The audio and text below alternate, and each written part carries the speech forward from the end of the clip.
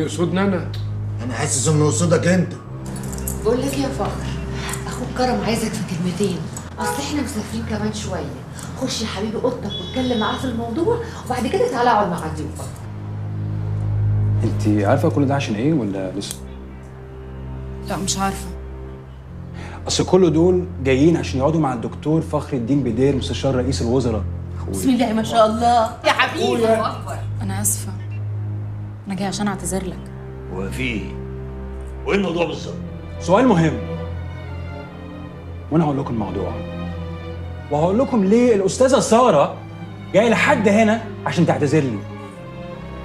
الموضوع ان كلكم متجمعين هنا عشان كل واحد فيكم عايز خدمه من الدكتور فخر الدين بدير مستشار رئيس الوزراء.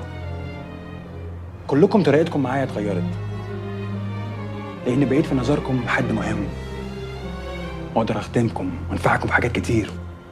بس الاول خلوني احكي لكم ازاي اتبلغت بموضوع المستشار ده. انا كنت قاعد في امان الله في حالي، بفكر في الناس اللي بيعاملوني معامله كلها استهتار. لما يبتسموا في وشي يبتسموها كانها ذكاء عن صحتهم وعافيتهم. كل واحد عاصر على نفسه ليمونه عشان يكلمني كلمتين، وانا مش عارف ليه. وساعتها كنت بسأل نفسي ليه؟ ليه كل ده؟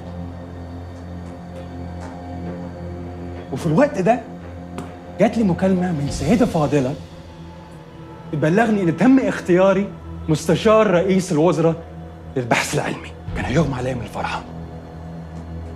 ما كنتش مصدق إن أخيراً الدنيا هتضحك لي.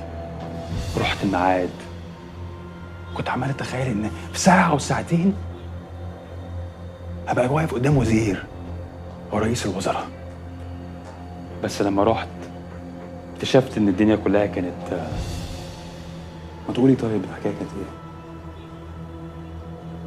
مقلب. نعم يا اختي. الحكايه كلها كانت هزار من سامح جوزي مع فخر. يعني ايه؟ اشترك في باقات واتشت الشهرية بتبدأ من 14 جنيه و99 قرش، وباقات سنوية بتبدأ من 149 جنيه و99 قرش.